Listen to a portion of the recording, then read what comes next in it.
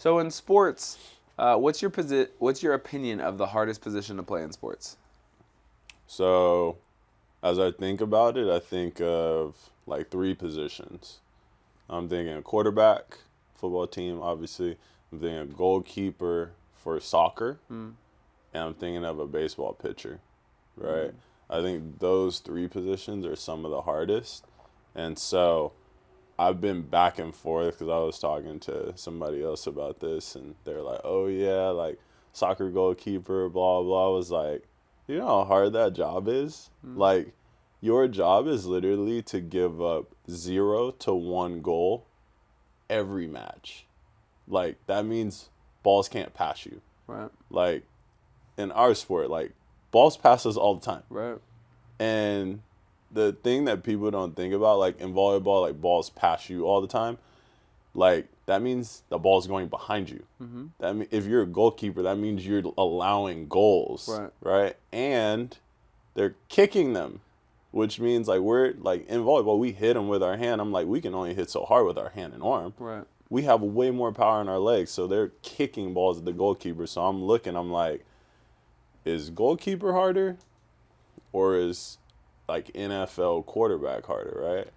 Yeah. I find, for me, NFL quarterback comes into play because of this whole concept of what I'm learning a lot. I work with a couple people on their mentality who are football players, and one of them who is a quarterback for his team in high school. I didn't realize this about quarterbacks, is a lot of times they're throwing to a window hoping someone's there. You know, I've thought always watching football, it's like when they talk about, going through their reads, I've always thought it was like, okay, I know what routes people are supposed to run, and I'm literally like looking, to these different places, and then I would hear, like announcers and stuff say, quarterback shouldn't stare down a receiver because that's how, safeties and defenders pick off stuff. Sure. So my thought was, people run, you know what route they're supposed to run, you kind of like fake like you're looking at this guy, and then last minute you look at this guy and throw it. That's like kind of how it worked in my mind.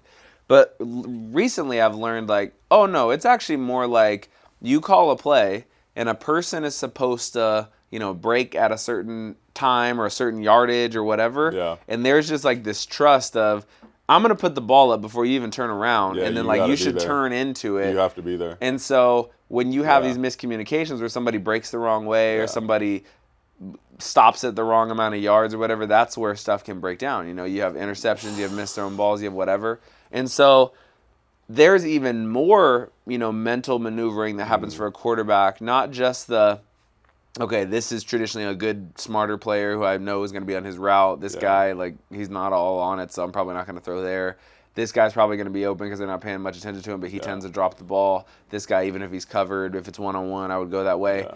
To me, it's like it adds more mental maneuvering because now you're like, okay, I got to make decisions on personalities of who would do what and what time, who's smart enough to remember their routes a certain amount of times, Who can I crowd trust? noise, like what the actual play is. Should I run the play or should I audible the play? Like, what's the score? How have I been throwing and feeling and playing? Yeah. Like, there's a lot of variables. But you're forgetting also the defense. Yeah. So there's and that's the interesting part. That's why I said like quarterback and goalkeeper. But we're forgetting like you also have to know your offensive line.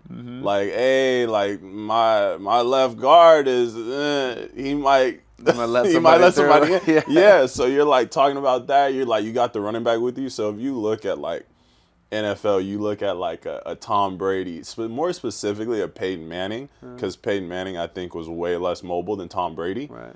You got to set up a whole deal. So you would see Peyton Manning out there. He's making a bunch of, hey, Mike, like, I see Ray Lewis over there. Like, and then we're talking about, hey, you're telling the tight end to stay in block. Right. You're telling the running back to stay in block. They were on the route, not anymore. Because you're like, I see a few people look like they might be blitzing me. Right. So you're talking about, like, setting up protection.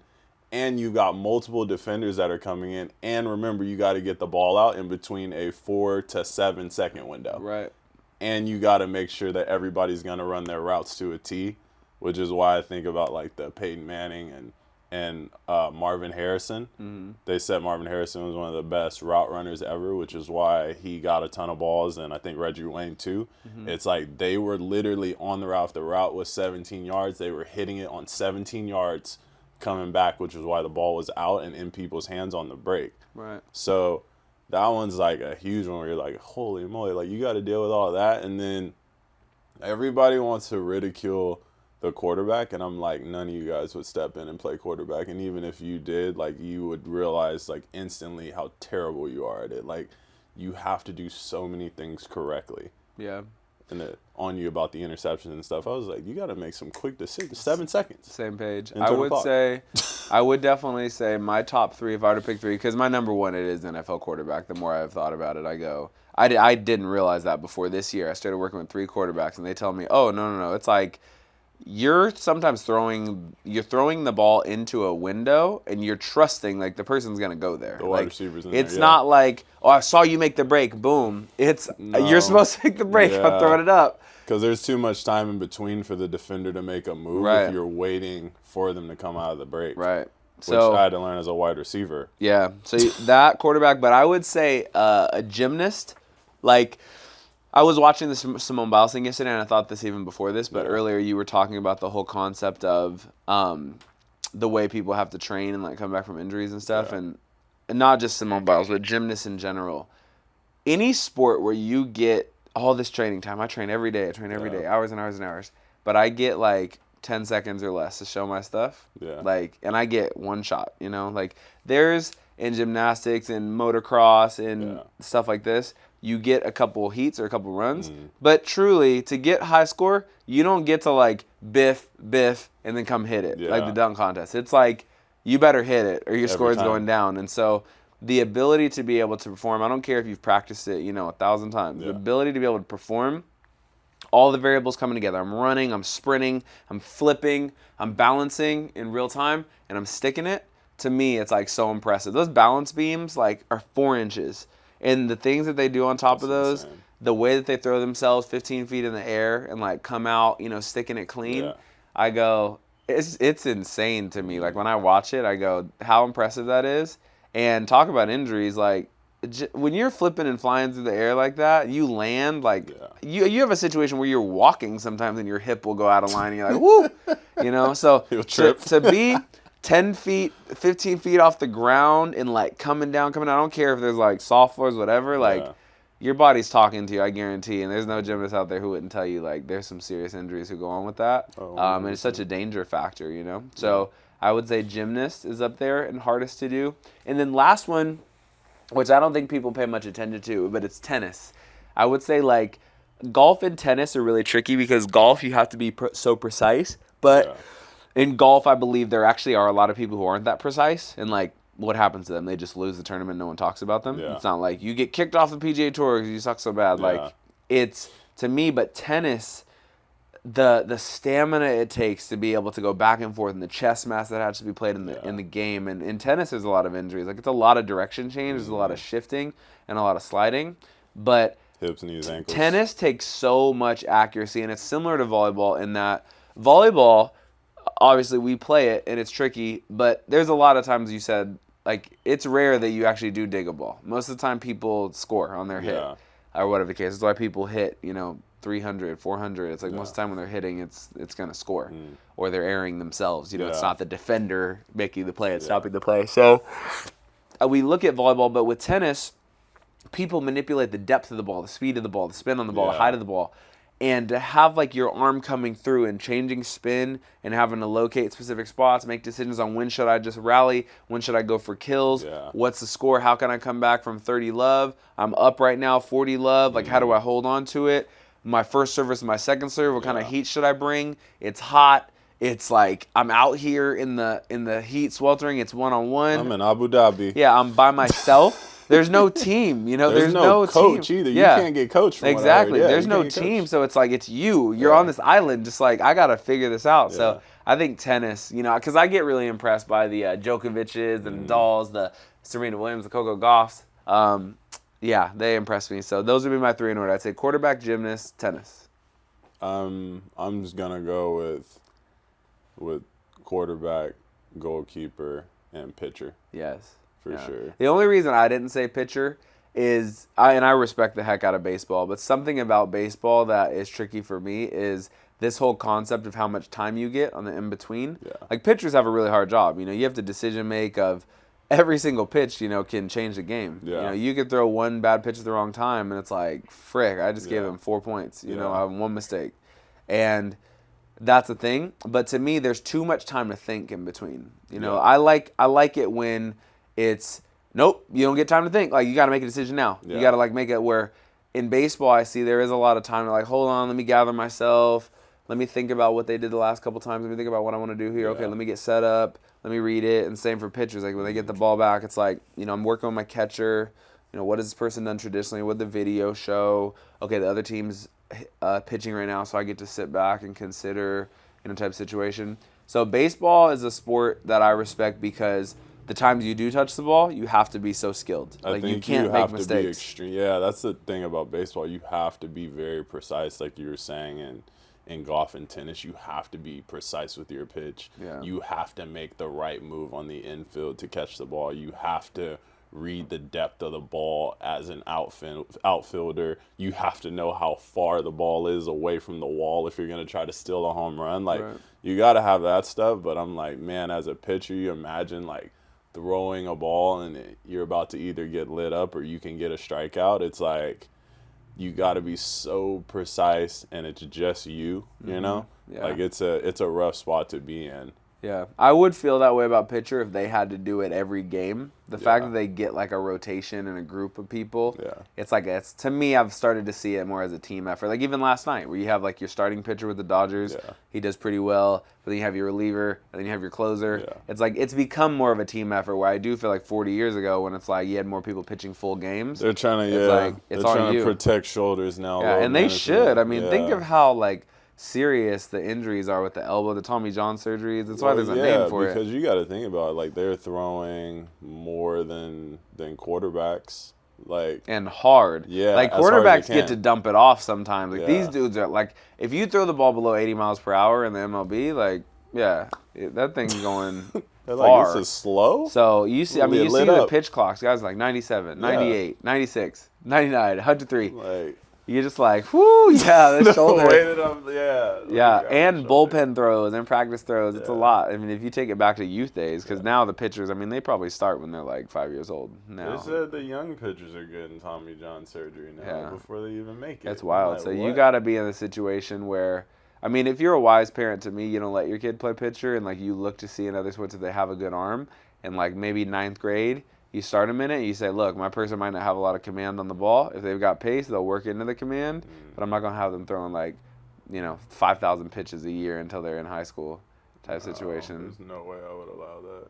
Yeah. No way. Same thing in volleyball though. Like if I had a kid who's playing volleyball, like we'd be strictly like platform and hands technique until you get to a certain age, and then we'll start working on that shoulder. Like you're not gonna be out here hitting balls like I wouldn't even, trying to light it up in middle school. Like that I wouldn't matters. even consider club Yeah. like until like high school or Yeah. you're in high school. That part for me is hard because like obviously you and I could train our kid to like be able to work out. You and I could train our kid to be able to work out with the Once the drop off, it's gone. it's all good.